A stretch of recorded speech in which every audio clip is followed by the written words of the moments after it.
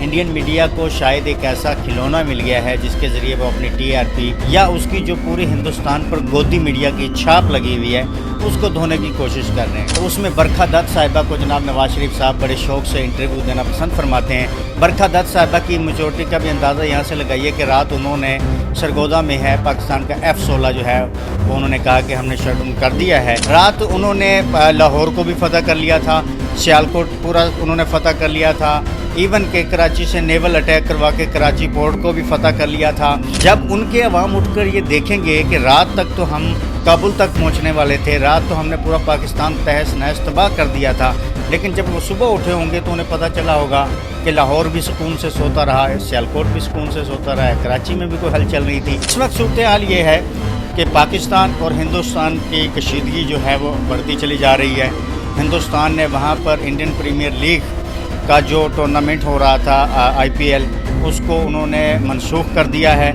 इमरान खान के साथ जुमेरात को मुलाकातों का दिन था, लेकिन पंजाब हुकूमत और पंजाब पुलिस ने chief minister KP Ali mean Gandapur वहाँ पे गए तो उनको भी मुलाकात की इजाज़त नहीं दी। अब उनके जयशंकर जो है वो मुसलसल दुनिया भर में सफारतकारी करते हुए मुख्तलिफ फॉरेन अफेयर्स के डिपार्टमेंट से उनके मिनिस्टर से रब्ते कर रहे हैं, जबकि यहाँ पर हमारे फॉरेन मिनिस्टर साहब का कोई अता पता नहीं है क्योंकि वो डिप्टी प्राइम मिनिस्टर भी हैं। इंटरनेशनली आप देखते हैं तो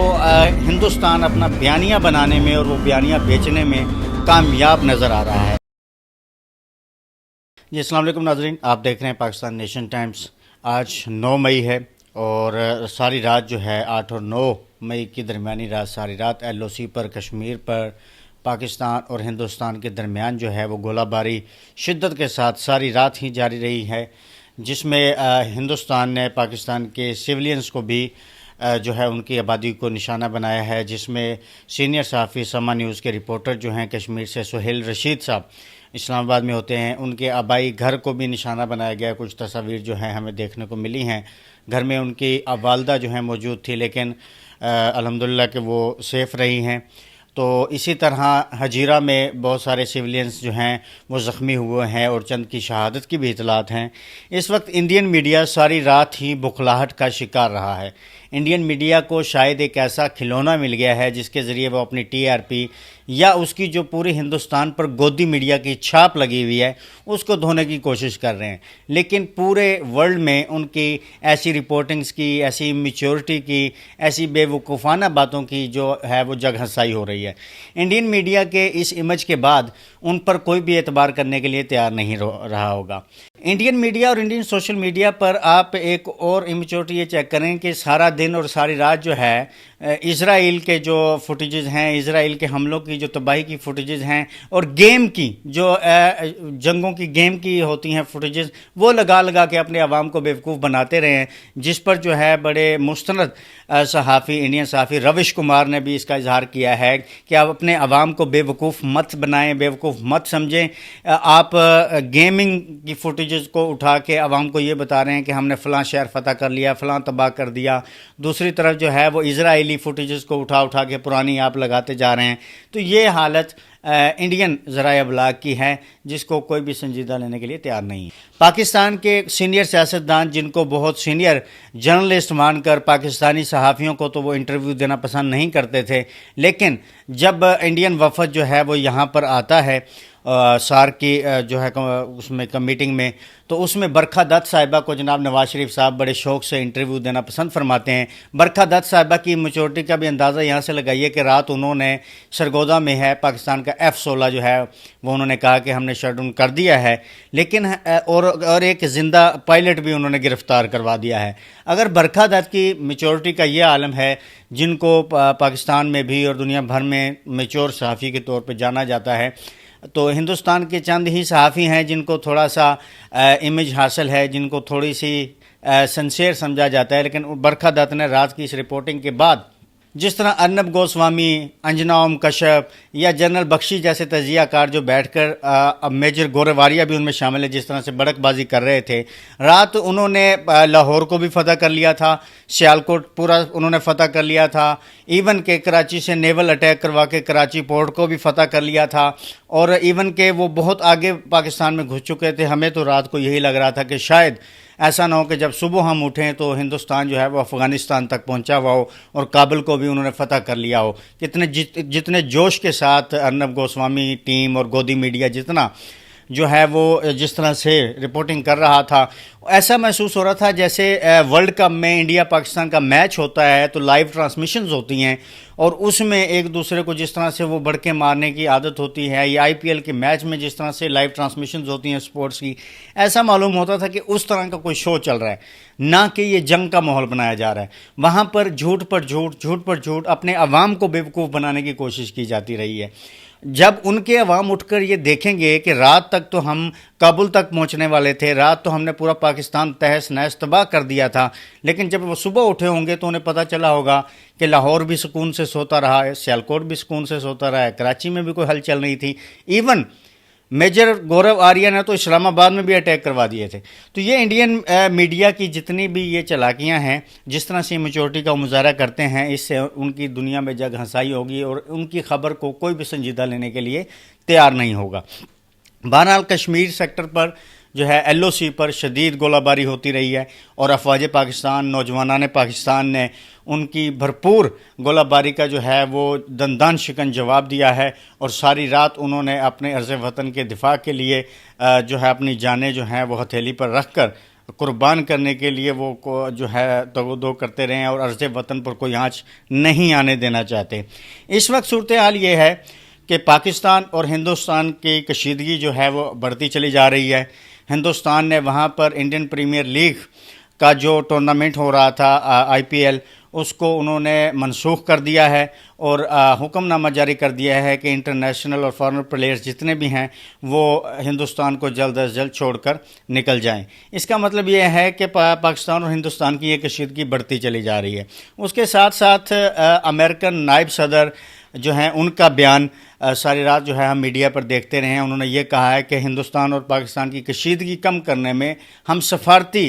عمل دخل اور سفارتی کوشش تو جاری رکھیں گے، لیکن دونوں ملکوں کو سرنڈر کرنے یا ہتھیار ڈالنے کی ہم نہیں کہہ سکتے کسی بھی صورت. ہماری اس جنگ میں مداخلت بنتی نہیں ہے کیونکہ براہ راست اس جنگ سے ہمارا کوئی تعلق نہیں ہے. لیکن انہوں نے ایک چیز کی جو کشیدگی میں تشویش کا اظہار کیا ہے کہ ہم یہ چاہیں گے کہ دونوں ملک جو ہے وہ نیوکلیر وار کی طرف ہرگز نہ بڑھیں. نیوکلیر وار جو ہے وہ خطے کے لیے خطرناک ہو سکتی ہے. ان کا اس میں اپنے انٹرویو میں جو ہے فوکس ٹی وی کو جو انہوں نے انٹرویو دیا اس میں یہ بھی کہنا تھا